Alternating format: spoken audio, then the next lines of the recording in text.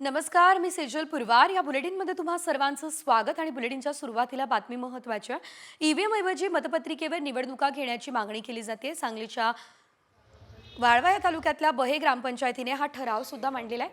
ग्रामसभेत मतपत्रिकेवर निवडणूक घेण्याचा ठराव करण्यात आलेला आहे. ठरावाचं पत्र इस्लामपूरच्या तहसीलदारांकडे देण्यातही आलेलं आहे. ईव्हीएमला विरोध खरं तर केला जातोय आणि यासाठी ग्रामसभेने हा ठराव सुद्धा केलेला आहे. ठरावाचं पत्र इस्लामपूरच्या तहसीलदारांना दिलं गेलं आहे. आमचं असं मत आहे की येणाऱ्या प्रत्येक इलेक्शनला हे बॅलेट पेपरवर मतदान व्हावं आणि इथून पुढं ही राजकीय वाटचाल EVMची मशीनऐवजी बॅलेट पेपरवर मतदान व्हावं ही आमची सगळ्या गावकऱ्यांच्या वतीनं विनंती आहे. असा ठराव करून आम्ही माननीय तहसीलदार साहेब यांच्याजवळ हा ठराव पोहोचवू. तर आता या गावानं मतपत्रिकेवर निवडणुका घेण्याची मागणी केली आहे. त्यांची मागणी पूर्ण होणार का हे पाहणं महत्त्वाचं असेल. याशिवाय राज्यभरातल्या इतर काही मोठ्या आणि महत्त्वाच्या अपडेट्स ज्या पाहूयात वेगवान स्वरूपात. भिवंडीमध्ये अल्पवयीन मुलीचा शेजाऱ्यानंच विनयभंग केला आणि त्यानंतर तो फरार झाला. बातमी पसरताच मोठ्या प्रमाणात स्थानिक घटनास्थळी दाखल झाले. मात्र जमावानं हे सर्व बांगलादेशी असल्याचं समजून घरात राहणाऱ्या तिघांना जबर मारहाण केली. या प्रकरणी आता भिवंडी ठाण्यामध्ये गुन्हा सुद्धा दाखल करण्यात आलेला आहे.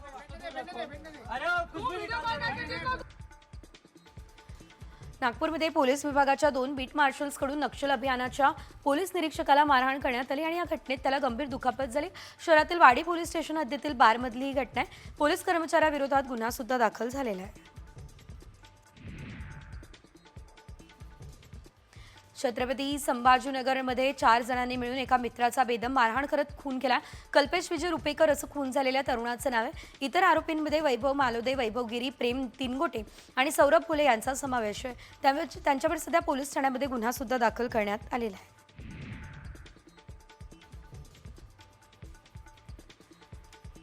कोल्हापूर या जिल्ह्यात हळदी कंडगाव मार्गावरती रात्री खासगी बसचा अपघात झालेला आहे आणि या अपघातात एकाचा मृत्यू तर 10 ते 15 प्रवासी जखमी झाले. बसमधील प्रवासी मुंबईमधील एका खासगी कंपनीतील कर्मचारी होते जे सहलीसाठी गोव्याला गेलेले होते.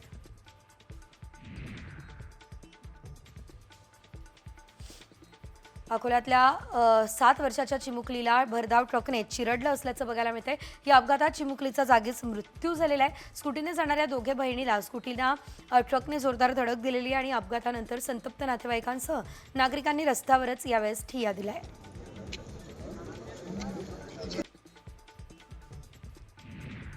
साताऱ्याच्या महाबळेश्वरमध्ये पर्यटकांच्या कारने अचानक पेट घेतला असल्याचं बघायला मिळतंय. महाबळेश्वर पालिकेच्या अग्निशमन दलाने तात्काळ घटनास्थळी धाव घेतली आहे आणि आग आटोक्यात आणली आहे. सुदैवाने यामध्ये कोणतीही जीवितहानी झालेली नाही. मात्र आगीचं कारण सुद्धा अस्पष्ट आहे.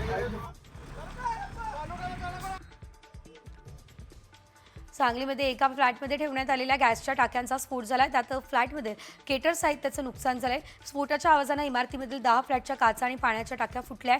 सुदैवानं कोणतीही जीवितहानी यामध्ये झालेली नाही.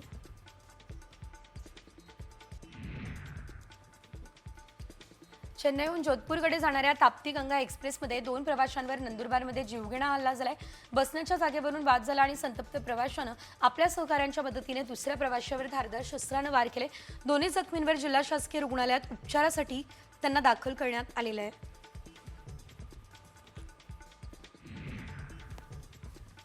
आमदार संतोष बांगर यांनी अपघातग्रस्त वयोवृद्ध कुटुंबाला मदत केली आहे. हिंगोली औंढा राज्य महामार्गावर लिंबाळा MIDC परिसरात भीषण अपघात झालाय. यात वयोवृद्ध कुटुंब गंभीर जखमी झाले. या कुटुंबाला आमदार संतोष बांगर यांनी स्वतःच्या गाडीतून रुग्णालयात दाखल केलंय.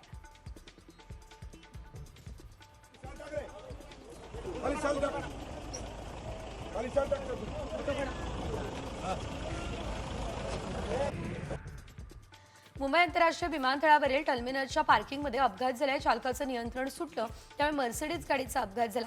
यात 5 जण जखमी झाले. त्यातील 3 जण हे विमानतळातील क्रू मेंबर होते अशी देखील माहिती सध्या मिळते आहे.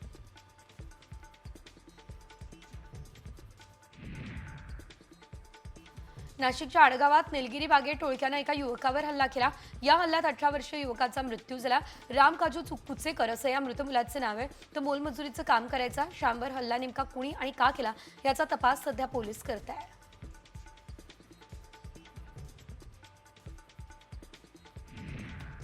हिंगोली ते सेनगाव राज्य महामार्गावर सुसाट वेगानं धावणाऱ्या एका रिक्षातून 3 मुली पडल्या.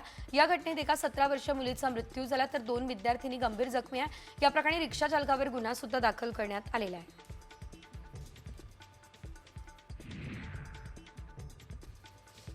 नाशिकच्या हर्सुलमध्ये मध्य प्रदेशातील यात्रेकरूंच्या बसचा अपघात झाला.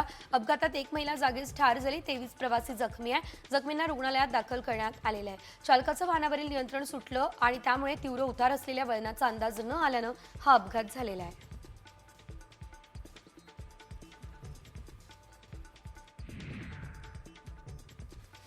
नाशिकमधल्या बागलाण तालुक्यामध्ये एक बिबट्या हा मादी मृत अवस्थेत आढळलेली आहे. या बिबट्या मादीचा मृत्यू नक्की झालाय कशामुळे याचा तपास सध्या वन विभाग करत असल्याचं बघायला मिळतंय.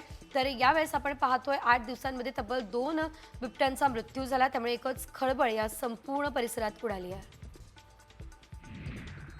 यवतमाळच्या टिपेश्वर अभयारण्यामध्ये पीसी वाघाणीच्या गळ्यात तारांचा फास अडकल्याची बाब वन्यजीव फोटोग्राफरच्या फोटोतून उघडकीस आली. वेळीच उपचार न झाल्यास वाघिणीसोबत पिल्लांच्या जीवाला धोका निर्माण झालाय. वन्यजीव विभागाकडून तिचा शोध सुरू आहे. अमरावतीचं पथक देखील दाखल झालेलं आहे. हमी केंद्राच्या माध्यमातून सोयाबीन खरेदीसाठी 6 फेब्रुवारीपर्यंतची अंतिम मुदत आहे. ही मुदतवाढ मिळाली त्याचवेळी 2 शासकीय सुट्ट्या लागू झाल्या. आता उर्वरित 4 दिवसांमध्ये 2 लाख क्विंटल सोयाबीन खरेदी होणार कशी असा प्रश्न आहे. तर हा प्रश्न इतक्या मोठ्या प्रमाणात सोयाबीन खरेदीची यंत्रणा उपलब्ध नसल्यानं पडला. त्यामुळे शेतकरी आता धास्तावले आहेत. यवतमाळमध्ये सीसीआयनं 10 फेब्रुवारीपर्यंत जिल्ह्यातील कापूस खरेदी थांबवली. खुल्या बाजारात कापसाच्या दरात घसरण झाली. त्यामुळे शेतकऱ्यांनी कापूस विक्रीसाठी सीसीआयकडे धाव घेतली आहे. सीसीआयची केंद्र हाऊसफुल झाली आहे. कापूस ठेवायला जागाच शिल्लक नाही आहे. त्यामुळे सीसीआयने कापूस खरेदी थांबवली आहे.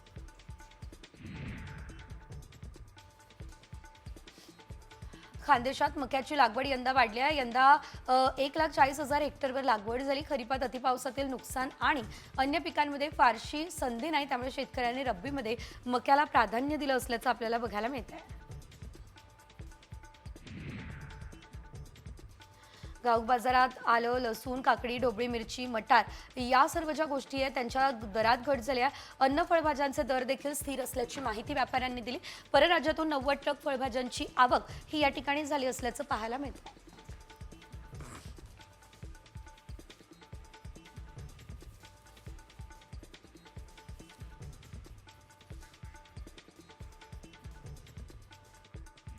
रिझर्व्ह बँक ऑफ इंडियाची लवकरच बैठक होणार आहे आणि या बैठकीमध्ये आरबीआय रेपो रेट संदर्भातला निर्णय जाहीर करेल. आरबीआय रेपो रेट 6.50 वरून 6.25% करणार का याकडे सर्वांचं लक्ष आहे. रेपो रेटमध्ये कपात झाल्यास त्याचा परिणाम मध्यम वर्गाला कमी व्याजदरानं कर्ज मिळण्यास होणार आहे. मुंबई मंत्रालयातल्या शासकीय अधिकारी, कर्मचारी आणि लोकप्रतिनिधींनी फेस डिटेक्शन प्रणालीसाठी आवश्यक नोंदणी करण्याचं आवाहन केलं. मंत्रालयात प्रवेशासाठी फेस डिटेक्शनवरती आधारित मंत्रालयाच्या सुरक्षिततेमध्ये वाढ होणार आहे. त्यामुळे शासकीय कामकाजात अधिक पारदर्शकता येईल म्हणून हे आवाहन करण्यात आलं आहे. MMRDAचे विकास कामं आता वेग घेणार आहे कारण MMRDAकडील परवानगी आता ऑनलाईन पद्धतीने देण्यास सुरुवात झाली. 1 फेब्रुवारीपासून विकास कामांसाठीच्या परवानग्या ऑनलाईन देण्यासंदर्भातली प्रणाली ही कार्यान्वित करण्यात आली आहे. त्यामुळे झोपडपट्टी पुनर्विकास योजनांसह इतर बांधकाम योजनांनाही गती मिळेल. सिंधुदुर्ग जिल्ह्यात प्रमुख बंदर असलेल्या वेंगुर्ले जेटीत मोठ्या प्रमाणात मासळी आहे. त्यामुळे आता मासळीचा दर उतरलाय. नागरिकांनी खरेदीसाठी मोठ्या प्रमाणात गर्दी केली आहे.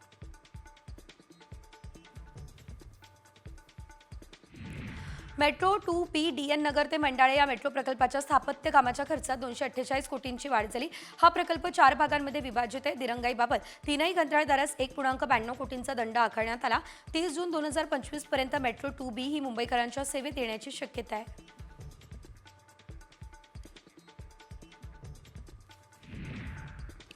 बातमी मोठी आहे शिर्डीतून आहे कारण शिर्डी दुहेरी हत्याकांडानं हादरली आहे. साई संस्थांच्या 2 कर्मचाऱ्यांवर याशिवाय शिर्डीमधील एका तरुणावर प्राणघातक हल्ला झालेला आहे. 3 वेगवेगळ्या ठिकाणी तिघांवरती चाकूने वार करण्यात आले आहेत. यामध्ये दोघांची हत्या झाली आहे. एक जण गंभीररित्या जखमी आहे. पहाटेच्या सुमारास ड्युटीवर जात असताना तिघांवर अज्ञातानं चाकूने वार केले. 3 वेगवेगळ्या ठिकाणी तिघांवर वार झाल्याची माहिती मिळते आहे. शिर्डीमध्ये तिघांवर चाकूने वार झाल्यानं एकच खळबळ उडाली. शिर्डीमध्ये कायदा आणि सुव्यवस्थेचे दिंडवडे उडाले असल्याचं बघायला मिळत आहे. दुहेरी हत्याकांडानं शिर्डी हादरली आहे. अधिकची अपडेट या संदर्भात आमचे प्रतिनिधी सचिन बनसोडे यांच्याकडून घेऊयात. सचिन, हा हल्ला झाला मात्र या हल्ल्यामागचं कारण नेमकं काय होतं या संदर्भात काही माहिती मिळाली आहे का? वरिष्ठ पोलीस अधिकारी जे आहेत ते आता घटनास्थळी दाखल झालेले आहेत आणि हे हल्ला का झाला याचा शोध जो आहे तो आता पोलिसांकडून घेतला जात आहे. मात्र प्राथमिक दृष्ट्या बघितलं तर भल्या पहाटे आज शिर्डीमध्ये जे आहे ते हा प्राणघातक हल्ला झालेला आहे, ज्यात साई संस्थांच्या 2 कर्मचाऱ्यांना आपला जीव गमावा लागलाय. तर एक खासगी कर्मचारी जो त्याच्या ड्युटीवर जात होता तो देखील गंभीर जखमी झालाय. त्याला आता लोणीच्या प्रवरा हॉस्पिटलमध्ये उपचारासाठी दाखल केलंय. त्याची प्रकृती गंभीर आहे. मात्र जर बघितलं तर गेल्या काही दिवसांपासून जे आहे ते शिर्डीमध्ये गुन्हेगारीने पुन्हा एकदा डोकं वर काढल्याचं चित्र आहे आणि त्याचीच परिणती जी आहे ती आज कुठेतरी साई संस्थांचे जे 2 कर्मचारी जे ड्युटीला जात होते त्यांच्यावरती शिर्डीच्या वेगवेगळ्या भागांमध्ये प्राणघातक हल्ला झालेला आहे आणि या हल्ल्यात दोघांना जीव गमावा लागलेला आहे. यामुळे शिर्डी आणि परिसरामध्ये एकच खळबळ उडाली असून आता वरिष्ठ पोलीस अधिकारी देखील दाखल झालेले आहेत. तर माजी खासदार सुजय विखे पाटील हे देखील तातडीने आता शिर्डीमध्ये दाखल झालेले आहेत आणि नातेवाईकांची भेट घेऊन त्यांना धीर देण्याचा प्रयत्न केलाय. तर जे पोलिसांवरती देखील सुजय विखे यांनी मोठे प्रश्नचिन्ह उपस्थित केलेले आहेत आणि या अशा घटना ज्या वारंवार शिर्डीमध्ये घडतायत यामागे पोलीस प्रशासनाचा कुचकामी कारभार जो आहे तो बघायला मिळतो आणि पोलिसांची गय केली जाणार नाही असा इशारा देखील सुजय विखे पाटील धिंडवडे एकंदरीत उडाले असल्याचं बघायला मिळत आहे. धन्यवाद तुम्ही दिलेल्या सर्व सविस्तर अपडेट्ससाठी. माझं नाव प्रकाश घोडे. माझ्या भावावर हल्ला झाला.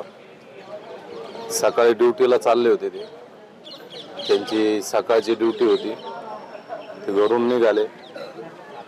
त्यांच्यावर प्राणघातक हमला झाला. ते डॉक्टरनं आज काही सांगितलं नाही आम्हाला. ते आमचं म्हणणं एक असं आहे का आमची विनंती आहे प्रशासनाला, माझ्या भावावर जसा हल्ला झाला तर त्या लोकांना फाशीची शिक्षा झाली पाहिजे ही आमची विनंती. नेमकं कुठल्या विभागामध्ये? सर्व मोठ्या आणि महत्त्वाच्या बातम्यांचा घेऊयात वेगवान आढावा टॉप 50 मध्ये. पुण्यात जीबीएसची लागण जास्त प्रमाणात होण्याची कारणं आता समोर येत आहे. तज्ज्ञांनी दिलेल्या माहितीनुसार भारतात जीबीएस प्रकरणं फक्त शरद ऋतूमध्ये दिसतात. या काळात रुग्णांची संख्या अधिक असते असा दावा आहे. शिवाय पुण्यातील दूषित पाणी याला कारणीभूत आहे आणि नागरिकांनी काळजी घ्यावी. लक्षणं दिसतात लगेचच उपचार घ्यावे असं आवाहन केलं जात आहे. जीबी सिंड्रोमबाबत रुग्णांची संख्या मर्यादित ठेवण्यात यशस्वी होत असं कोल्हापूरचे पालकमंत्री प्रकाश आंबेडकर यांनी सांगितलं. नागरिकांमध्ये जनजागृती करण्यासाठी आरोग्य विभाग कामाला लागलाय. मृतांची संख्या 5 आहे, मात्र हा आजार संसर्गजन्य नाही, त्यामुळे नागरिकांनी घाबरून जाऊ नये असं आवाहन देखील आंबेडकरांनी केलेलं आहे. नागपूरला आणखी 2 स्लीपर वंदे भारत ट्रेन मिळण्याची शक्यता आहे. नागपूर ते पुणे आणि नागपूर ते मुंबई या मार्गावर वंदे भारत ट्रेन धावेल. रेल्वेच्या नागपूर विभागानं वंदे भारत एक्सप्रेससाठी भारतीय रेल्वे बोर्डाकडे प्रस्ताव पाठवलाय. जर वंदे भारत ट्रेन सुरू झाल्यास प्रवाशांचा कल याकडे जास्त राहण्याची शक्यता दिसते. ठाण्यातील वाहतूक कोंडीवर उपाय काढण्यासाठी आता वाहतूक शाखेने नामी शक्कल लढवली. उलट्या बाजूने प्रवास करणाऱ्या प्रवाशांना टायर किलरचा सामना करावा लागेल. ठाण्यातील स्टेशन रोडवरील शिवाजी पथ या मुख्य रस्त्यावर याची सुरुवात झाली. मुंबई पालिकेने शहर, पूर्व आणि पश्चिम उपनगरांमधील नाल्यांमधील गाळ काढण्यासाठी 395 कोटी तर मिठी नदीतील गाळ उपसण्यासाठी 96 कोटींची निविदा प्रक्रिया सुरू केली. या निविदांना प्रतिसाद मिळाल्यास फेब्रुवारीपर्यंत प्रक्रिया पूर्ण करून मार्चपासून नाले सफाईला सुरुवात होण्याची शक्यता आहे.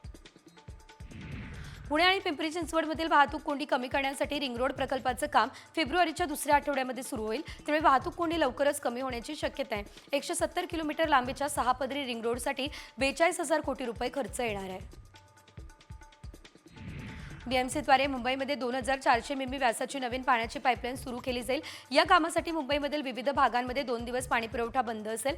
5 आणि 6 फेब्रुवारीला भांडूप, कुर्ला, अंधेरी पूर्व, वांद्रे पूर्व आणि दादरच्या काही भागांमध्ये पाणीपुरवठा बंद राहील.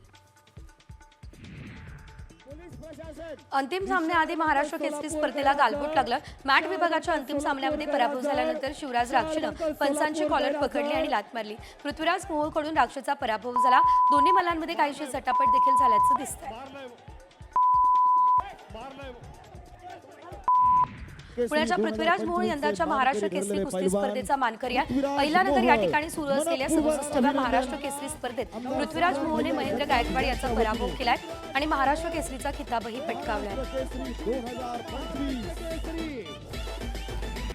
भारत आणि इंग्लंड विरुद्धच्या 5व्या T20 सामन्यात टीम इंडियाच्या अभिषेक शर्मानं विक्रम रचला. अभिषेकने इंग्लंडच्या गोलंदाजांची धुलाई केली. अवघ्या 37 चेंडूमध्ये शतक पूर्ण केलं. अभिषेक शर्माने 37 चेंडूमध्ये 5 चौकार आणि 10 षटकारांची बरसात केली. T20 आंतरराष्ट्रीय क्रिकेटमधील हे तिसरं वेगवान शतक आहे. भारताची ऑलिम्पिक पदक विजेती बॉक्सर मेरी कोम हिनं शिर्डीमध्ये साई समाधीचं दर्शन घेतलेलं आहे आणि यावेळेस लहानपणापासून मी शिर्डीच्या साईबाबांबद्दल ऐकत होते. आज साईबाबांचं दर्शन घेऊन मला खूप आनंद झाला, ही प्रतिक्रिया मेरी कॉमनं दिली.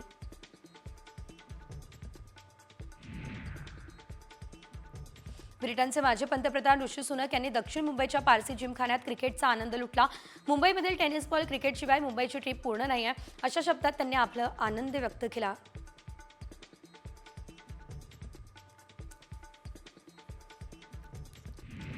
भारताचा महिला क्रिकेट संघ अंडर 19 T20 वर्ल्ड कप स्पर्धेमध्ये सलग दुसऱ्यांदा वर्ल्ड चॅम्पियन ठरला. अंतिम सामन्यामध्ये टीम इंडियाने दक्षिण आफ्रिकेचा 9 विकेट्सने धुव्वा उडवलाय. सलग दुसऱ्या अंडर 19 वुमन्स वर्ल्ड कप जिंकत इतिहास रचलाय. यापुढे आता मराठी भाषेचा अनादर करणाऱ्यांची दादागिरी चालणार नाहीये, हा इशारा मराठी भाषा मंत्री उदय सामंतांनी दिलाय. मंत्री सामंत लवकरच या संदर्भात राज्यातल्या सर्व पोलीस अधीक्षकांची बैठक सुद्धा घेणार आहे. यामध्ये मराठी भाषेच्या संवर्धनासाठी आणि मराठी माणसांवर होणाऱ्या अन्यायासंदर्भात ठोस पावलं उचलली जातील अशी शक्यता आहे. दिल्ली विधानसभा निवडणूक प्रचाराच्या तोफा आज थंडावणार आहे. प्रचाराचा शेवटचा दिवस असल्यानं आप, भाजप आणि काँग्रेसच्या नेत्यांच्या सभा होणार आहे. येत्या 5 फेब्रुवारीला दिल्ली विधानसभेच्या 70 जागांसाठी ही निवडणूक होणार आहे. 8 फेब्रुवारीला मतमोजणी होणार आहे. रत्नागिरी मतदारसंघाच्या लांजात शिवसेना ठाकरे गटाला गळती लागली. शेकडो कार्यकर्त्यांनी शिवसेनेमध्ये प्रवेश केला. आमदार किरण सामंतांच्या उपस्थितीत हा जाहीर पक्षप्रवेश झालाय. यापूर्वी देखील लांजातील पदाधिकाऱ्यांसह कार्यकर्त्यांनी पक्षप्रवेश केला होता. राजभवनामध्ये मंत्री मंगलप्रभात लोढा यांनी जैन समाजाला सरकारमध्ये सहभागी होण्याचं आवाहन केलं. 1952 मध्ये जैन समाजाचे 57 खासदार होते, आता ही संख्या शून्यावर आली आहे. ही खंत लोढांनी बोलून दाखवली. वेळ बदलली आहे, जैन समाज म्हणून आपण सगळ्यांनी समाज आणि सरकारसोबत एकत्र यायला हवं, असंही ते बोलले आहेत. ग्रामीण भागात शंकरपटाचं काय महत्त्व असतं हे या ठिकाणी राहणाऱ्या मला आणि पटोलेंना माहिती आहे. हा भावनेचा प्रश्न आहे, इथे कुठेही राजकारण नाही, अशी प्रतिक्रिया प्रफुल्ल पटेल यांनी दिली. पिंपळगावमधल्या कृषी प्रदर्शनात पटोले आणि पटेल यांनी आता एकमेकांची गळाभेट घेतलेली आहे, एकमेकांना आलिंगन घातलंय. मुलुंडमधल्या आर्यवस्त्र इंद्रप्रस्थ सोसायटीचा पुनर्विकास झालाय आणि इथल्या रहिवाशांना घरांचं वाटप झालं. मुंबई उपनगराचे पालकमंत्री आशिष शेलार आणि मुंबई बँकेचे अध्यक्ष आमदार प्रवीण दरेकर यांच्या प्रमुख उपस्थितीमध्ये हा कार्यक्रम पार पडला. सांगली जिल्ह्यातल्या ड्रग्ज प्रकरणावरून पालकमंत्री चंद्रकांत पाटलांनी अंमली पदार्थ विरोधी टास्क फोर्स समिती गठीत केली. पालकमंत्री, जिल्हाधिकारी, जिल्हा पोलीस प्रमुख, अन्न औषध अधिकारी आणि संबंधित अधिकारी अशा 5 जणांना याचा समावेश या फोर्समध्ये दिसतोय.